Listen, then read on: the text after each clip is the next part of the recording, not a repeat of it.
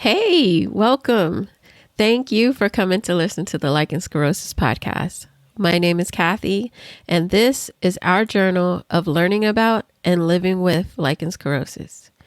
Each week, I either research or speak to someone about an aspect of lichen sclerosus and bring you the information. I bring you the straight talk without the medical jargon. This week, Heather is going to detail all the ways the medical system let her down from the age of 8 all the way into her 30s. And let me tell you, there's no excuse for what she went through. Everything that happened could have been prevented. So please listen to the story because I'm hoping that it helps prevent this from happening to someone in the future.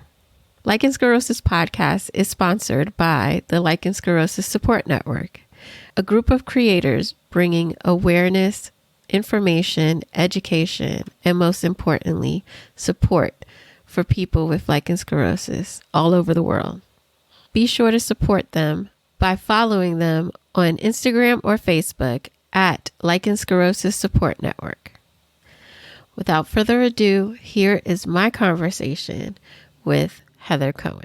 This information is for educational purposes and does not constitute medical advice. Speak to your medical provider before making any changes to your care. When did you first notice you were having symptoms? When did you say, something's not quite right? Sure. So I've had symptoms since I was like 8 years old. Oh, wow. Yeah. So as far as I can remember my entire life, I've had an itchy vulva. Did you tell your parents? What was, their reaction? Did they get you help? Kind of. So my mom tells a story about how we're in the grocery store and we're standing in line at checkout. And I'm like, Mom, my vagina itches. And I embarrassed her like in front of public in the grocery store. And so she likes to tell that story. She thinks it's funny. And then when I became an adult and actually finally diagnosed myself, which I'm sure we'll get to, then she's like, oh, so this whole itchy vag thing, she thought I just had like chronic yeast infections. And that's what the doctors always thought. I've only ever had 2 yeast infections in my entire life. Right. It's been LS the whole time. Wow. So it was really like anytime I would go to the doctor, they would just brush it off as a yeast infection. And so I just quit. I just like, okay, I guess I just have an itchy downstairs and that's the way it's going to be for me. So I just accepted it and moved on with my life. Right. I feel you. Hey, anybody who's heard my story, same thing. You get to a point where you've seen enough doctors and you get tired of being told the same thing. So you're like, what's the point? I'm just going to suffer because, especially here in the US, every time you go to the doctor, you got to pay a copay if you have insurance, or you got to pay out of pocket, and that could get expensive. And for them to just tell you, oh, it's an allergy. Oh, it's a yeast infection. Yeah. And you're just like, I don't think so, but okay. You just quit going. Yeah. So I completely understand. So you started at 8 with the itching. When you were progressing, did you notice it? Did you think something was wrong other than, okay, this is not a yeast infection? Or was it you didn't look or you just accepted it? I just accepted it because I had been told so many times. I've always had white skin. I've always had itching. I've always had tears.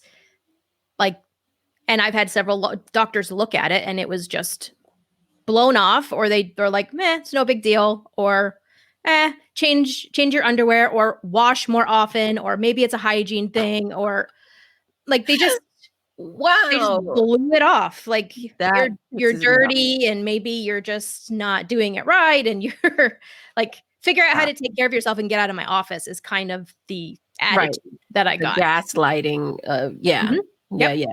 Yep. And so I just gave up and I just accepted it. And so as it's getting worse and worse and worse, I'm just suffering. I'm just dealing with it. And like every other woman going through every single cream you can think of, trying to stop the itching, there was like Dermaplast and Neosporin and Vaseline and aloe vera, which burned like a bitch. Oh my God. I thought I was going to die putting straight aloe vera on like that open skin. Right. Right. Just create, you know how it is. Like all of us probably have a countertop and cabinets full of every cream you can think of trying to deal with this.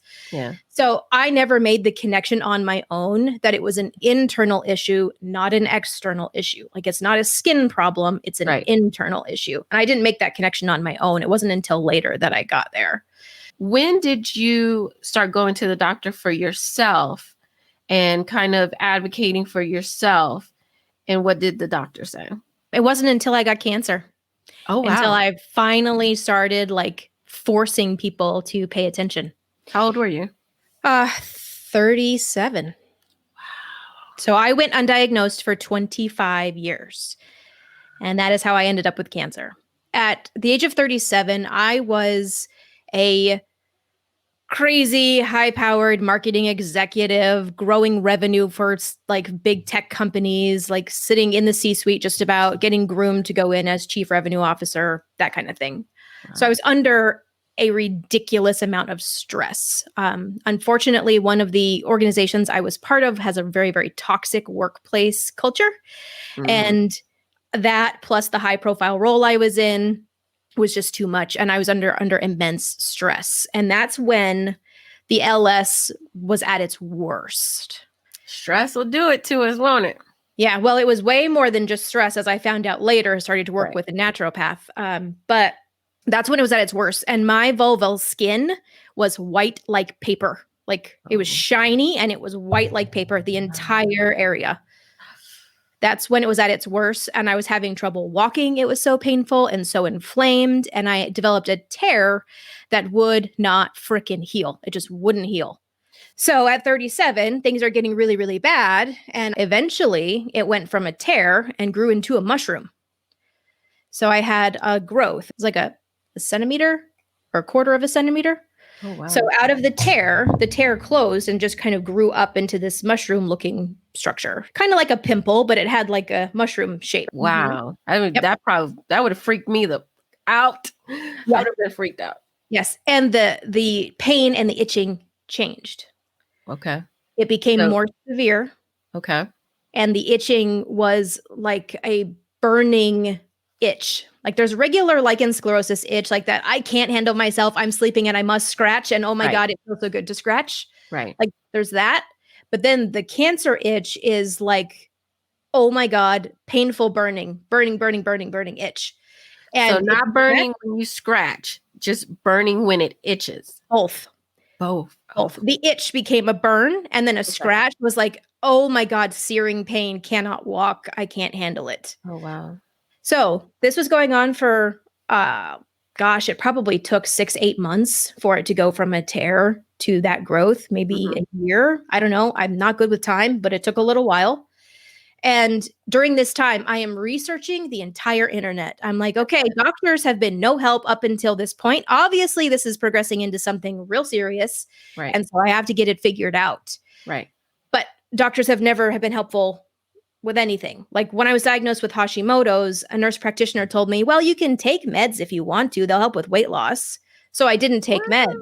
Started losing my hair, losing my memory, losing my eyesight. Like doctors have just done me wrong the whole my entire life.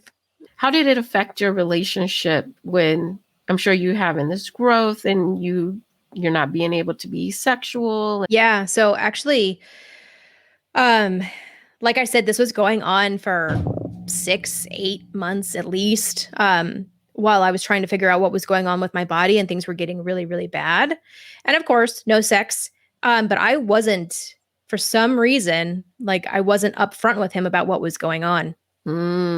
Because I had so many doctors tell me that it was like all in my head, and maybe it's hygiene, and maybe you're allergic to this, and maybe it's yeast and whatever. I started to think that I had an issue with self-harm. I was like, am I like, because I started to connect stress. Whenever I got stressed out, I would scratch because it would flare up. I was like, do I have an issue? Like, am I self-soothing? Like, is this scratching thing? Like, am I doing it to myself? Because you have a flare, you scratch, and then it's worse because you're healing the skin that you've just broken because you've scratched. Right. And so I'm like, am I creating a situation that's not real? Like, I was like questioning my own psychosis. I was like, is am I doing this because I need to make myself feel better, or is there really something wrong? Right. And so I wasn't truthful with my husband about why I was never in the mood or had a headache or a stomach ache or, all the excuses we make because we're like, Mhm. please don't touch me there. Things are not happy. I feel you. And it started to take a real big toll on our relationship. And I was also 70 pounds heavier than I am now back then. Mhm. I lost quite a bit of weight, and a lot of other healing has happened with my journey. Mhm. And so I was kind of like, just like, don't touch me. I've resigned to the fact that I'm fat and sick and just, I don't care about anything ever. And so there's absolutely some depression and anxiety that was happening at that time. And he was like, dude, like, what is happening? So sad. So I'm researching and researching and researching, and I stumbled upon lichen sclerosus, which matched all of the symptoms I've had my entire life. Mhm. I was like, okay, that makes sense. Right. And then I start reading about, okay, well, if lichen sclerosus continues to develop, it can progress into cancer. What are the hallmarks of cancer? This ridiculous weird growth thing that I can't get rid of. And it was not a Oh, different color. It was pink. It looked like normal vulval skin. It was just a growth. it was just a growth. And the Right. pain and itching was ridiculous. Now, was the pain and the itching only where the growth was, or was it everywhere on the vulva? So it was everywhere on the vulva, but where the growth was, it was that searing itch and the searing pain. Everywhere Okay. else was normal lichen sclerosus pain and itch. So I just knew. I was like, okay, so like definitely have LS and I probably have cancer. And so that's when I started looking for a specialist. Like I Okay. got into the lichen sclerosus groups on Facebook. I started reading other women's stories. I started looking at every photo I could find. And there aren't enough, in my opinion. There needs to be more photos out there. Right. And then I started looking for help. I was like, okay, who's actually going to help? And I saw that some were going to dermatologists, some were going to gynecologists, some were dealing with naturopaths. I had already seen a naturopath. Okay. She knew what it was. She knew what lichen sclerosus was. And then I found a vulvar specialist here in Phoenix. So if you're in the Phoenix area, the doctor I recommend is Dr. Joseph Brooks. Okay. And he's a vulvar specialist here in downtown Phoenix. I'll have his information in the show notes. So I went to him and, well, first I tried to set up an appointment with a gynecologist and everyone was booked because I didn't have a regular gynecologist because I gave up on that like years ago. Mm-hmm. So, and even when I had gone for regular paps and stuff as an adult, skin's white, nobody mentions nothing. Nope. Hello. I call it tunnel vision. They're just like, how you doing today? Grab the speculum, open your legs. Pew. Okay, looking good up in there. Bye. See you next year. Yeah, right. Good luck. See ya. Yeah. You want Here's to your look script. around. Yep, that's right. So I went to him because like nobody would book me because it was like 3-4 weeks out. And I'm like, this is like urgent by now. Like I need to be seen. And so I found Dr. Brooks. I went in and made an appointment with him. He was able to get me in like the next day. As I told the front staff people, I said, here's the deal. I think I have something called lichen sclerosus. Do you know what that is? And she said, oh, yes, we see women with lichen sclerosus on a regular basis. No problem. The other gynecologist that I had called to try and make an appointment, one of them knew what lichen sclerosus was. None of the other guys knew. This is 37. I just turned 40. So this was in 2017. 2017, and these guys don't know what the heck I'm talking about. Yes. When you are looking for a new doctor, ask these questions. Have a list of questions. Do your own research. Know what the answers should be. So when you ask these questions, they should match your answers. And if they don't, go on to the next one. Yeah, super important. Yeah. So she said, yes, absolutely. We know what that is. And we can get you in like in 3 days. So what's your schedule look like? Let's get you booked. So I got booked. I went in. He was extremely professional. I've never seen this happen before. I don't know if it's because he's a male doctor or what, but he brought me into his office first and we sat in a regular chair on either side of his desk. And he brought in an assistant and he sat down and he started asking me about my history. What are you dealing with? When was your first period? Like all of my gynecological history. He wanted all of it. And then he said, okay, why are you here today and what can I help you with? Right. And I said, I think I have lichen sclerosus. And I explained the white skin, the itching, the tearing, and then the fact that I also had Hashimoto's. That's when your immune system attacks your thyroid because autoimmune tend to run in packs. Right. And I said, it's pretty classic textbook lichen sclerosus. I need confirmation and treatment. And he was like, right on, let's do it. I said, and I may have developed into something worse, like cancer. And he was like, oh gosh, well, I hope not. Right. And then we got in the examining room and he did an examination and he was like, from sight, he did the colposcopy. He's like, absolutely, this is textbook lichen sclerosus for sure. You are 100% accurate. He was asking, he's like blown away. He's like, how long have you had this? How long has this been like this? Right. And I said, 25 years. as long as I can remember, it's been like that. And he was like, how did it get this far? And I'm like, no other doctor cared. Like no one would pay attention. They just whatever. Yeah. Nobody because it's a story that's on repeat every day all over the world. And lichen sclerosus was discovered 100 years ago. Mhm. There's no reason at all that doctors, even if they don't specialize it, should have some kind of knowledge on it. There should be, Right. especially if you look at vulvas all day. Right.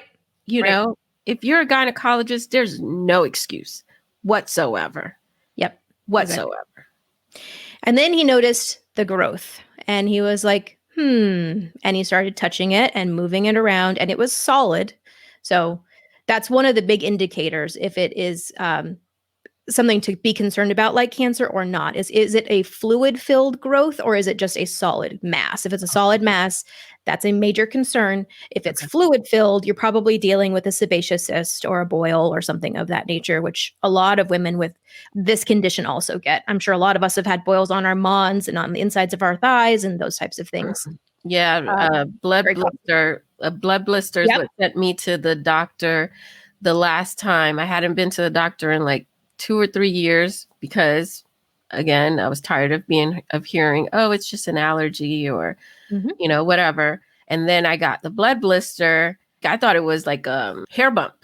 Mm. And after a week of it not going nowhere and it was just growing, and now it was, you know, you could see the liquid kind of underneath. It looked like when you get a blister after a burn.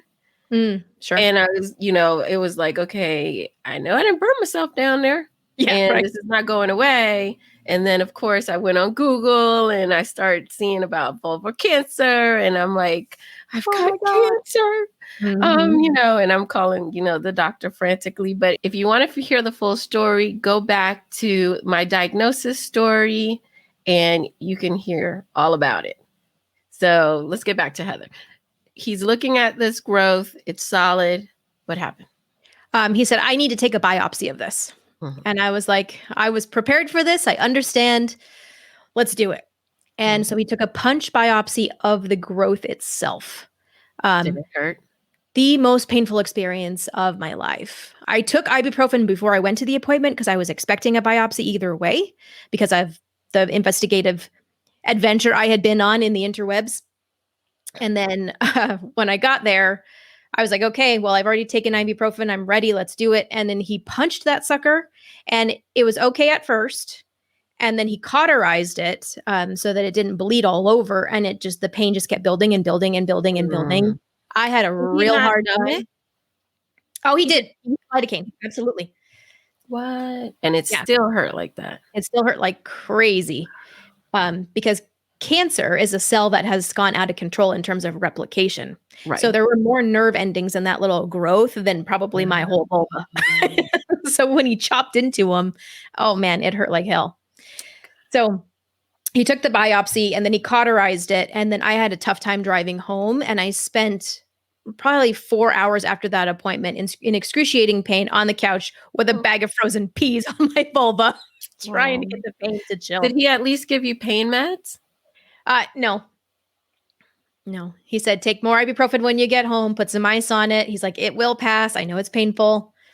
So there's that. I hear that when you get a biopsy of a non-cancerous area and it's just lichen, it's not as painful. Painful. Right. But the pain did pass. Like, it's not something I couldn't live through. I made it. It was fine. It just, it hurt like, oh man, it hurt. Right. How long till you got the results? He said it would take a maximum of 2 weeks, and he said he would let me know as soon as they came in. The timeline's a little bit fuzzy, but I don't think it was very long. I want to say it was like 4 days, 3 or 4 days. Oh, wow. And I was at a work happy hour, actually. Oh. And I was waiting, and everyone, because I'm real transparent, I'm real open, like everybody knows what's going on with me. And so I was waiting for the results, and my entire team is men. They're all dudes. And then there's me. Because my whole career has been like that, mostly guys. Right. You're in this happy hour with these other executives, and they're all talking about your vulva. They're all waiting with you about your vulva. Pretty much, and then you get the news. And then I got the phone call, and I actually missed it, and I had to call the doctor back. So I went outside, and we're in downtown Phoenix. There's like a busy street in front of me. Okay. And I get on the phone, and he was like, well, I got your biopsy results back. And he goes, there's a little bit of cancer there. And I was like, what the hell does a little bit of cancer mean? Right. But I had already diagnosed myself. I knew that it was going to come back positive. Like I was ready. Right. And even though I knew it was going to be positive, I still did that spin. Like in the movies, when you get bad news and like everything's blur and it spins, that is exactly what happened to me. I completely understand. Even as much as you feel I'm prepared, you mentally, you never really are. Right. You never really are. Yep. And I said, okay, doc, well, what do we do about it? Right. And he said, so I'm going to give you a referral to an oncologist in town here. His name is Dr. Bula. He said he is an oncologist that I work with who specializes in vulvar cancer. He's a obviously, gynecological oncologist for folks who aren't hip with the vernacular. And he's someone that I would send my loved ones to. He does amazing work. He's absolutely going to want to surgically remove the area, and then we will go from there. He prescribed me clobetasol during that appointment when he took the biopsy and told me how to apply it. And so I used it for probably 2 weeks. And then at the next appointment follow-up, the lichen had cleared. Okay. And everything was, he's like, you're doing it. You're doing good. Just, get in with the oncologist and get the cancer part taken care of, and then continue to see me. Where exactly was the growth on the vulva? Dr. Brooks' major concern about the growth is that it was next door to my clitoris. So there's the little triangle that your clitoris sits inside of. Mine was on if you're facing me, it was on the lower left corner. Okay. Of my clitoris. Very, very close. And so the worry was that my clitoris may have to be removed in surgery to remove the cancerous growth. Oh, and that's exactly what we were faced with when I saw Dr. Bula. So let's fast forward to your first visit with Dr. Bula. How was he? He was a little bit more traditional. He was disappointing, unfortunately. I have only ever seen the man for probably a combined 10 or 12 minutes in my entire life.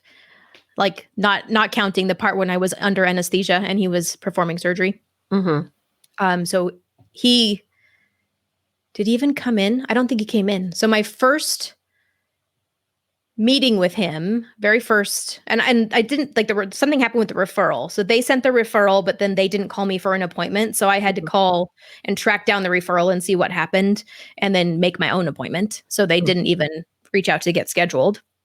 So that happened.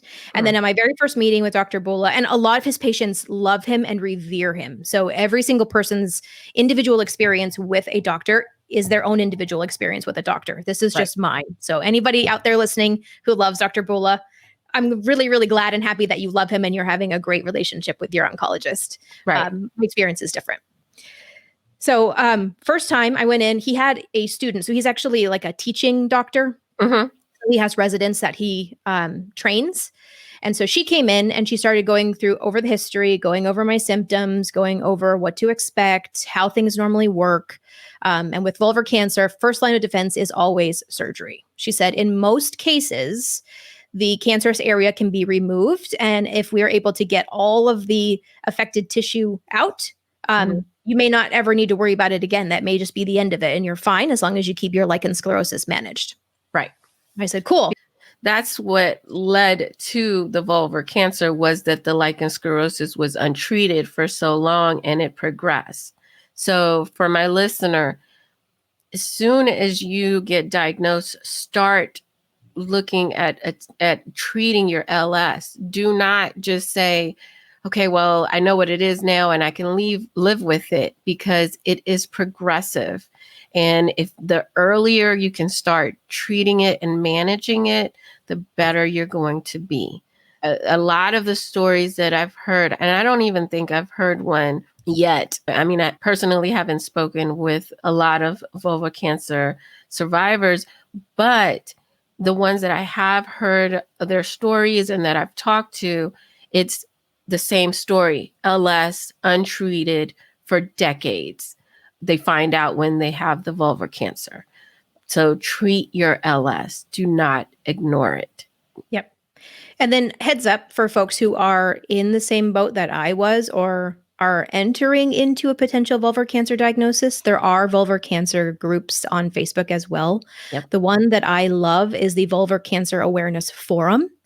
The head of that organization, she's actually founded a nonprofit. She's been on Good Morning America. She's out there actually doing a lot of awareness work in the field. She's a sufferer herself, and she continues to battle to this day with reoccurrence. So there are places for you in terms of support. I do not recommend joining those groups until you have an official diagnosis and are dealing with this, because the things that these women have to go through will scare the bejesus out of you. Yeah. So if you don't need to know about it, don't know about it. What you should be concerned with if you don't have an active case of vulvar cancer is, what symptoms do I need to look out for? And that's why I've been really clear about what I saw in terms of how it developed. Yes. And if you do have vulva cancer, I will have the link in the show note for the Vulva Cancer Forum. I know the host of that group, and she's amazing. She's a warrior, like, yes. For real. She's incredible. And they're very, very supportive, very much. Yeah. And they're involved in the women's lives completely, not just in their diagnosis. Yeah. So my official diagnosis was infiltrating squamous cell carcinoma, moderately well differentiated of the vulva. And it was keratinizing. So when it comes to vulvar cancer, keratinizing is the type that is developed out of a tear. That's usually how you end up with, that's the lichen sclerosus to the other. Got it. So that's how it develops. It's keratinizing. It means that the keratin in the skin itself has then become cancerous. Okay. Infiltrating means that it started to actually infiltrate into the tissue below. Okay. So if I had waited any longer, I probably would have been in big trouble, but it was just in the tissue, gratefully. So it was not in my lymph nodes. We did a biopsy, all of that. So I ended up stage 1B. There are women that go all the way to stage 4 and unfortunately pass away from this. It is rare, but it does happen. And then moderately well differentiated, it means the pace in which it's growing. So mine was medium fast growing. Okay. So moderately well differentiated. Got it. So that's my official diagnosis. So my first appointment with Dr. Bula, the oncologist, his resident came in. She explained how most things work. And then she called him in for the exam. Did the exam, found the growth, said, yeah. He's like, it's growing. And he like put up his fist like it's growing, like it's going. Yay. And he said, okay, we want to get you in for surgery immediately. And then he said, I'm probably going to need to remove the clitoris. And I said, okay, doc, I'm 37. Right. And I already know that there's a 40% recurrence rate with vulvar cancer. So what are you talking about removing important parts if I may have to battle this again in the future? Can we maybe start small? Right. No discussion about it. It's just, okay, yeah, we're going to take your clit and we're going to take it to go. You know, hello. Yep. Peace out. And my husband, who's extremely supportive, was with me in this appointment, and he like his jaw dropped. He's like, "You want to do what?" Right. And I'm like, so I need that part of me, right? Because I don't even know what would have happened to me if I had to go down the road of like loss of like female identity and sexuality and like all of those cans of worms that something like that opens up. And I've Absolutely. gotten a lot of flack from other women who have said, well, like you're facing life and death. Like how important is your clitoris if you're facing life and death? First of all, I was not facing life and death. I was Right. facing a cancer diagnosis. Exactly. Most people don't die from cancer of this kind these days. Right. Like it's a very severe case that has been battled for years and years and years that end in death. It's not Right. that's I'm not sure you would have been different had it been stage 4 in your lymph nodes, and your decision or your attitude would have been completely different. So Right. I completely understand.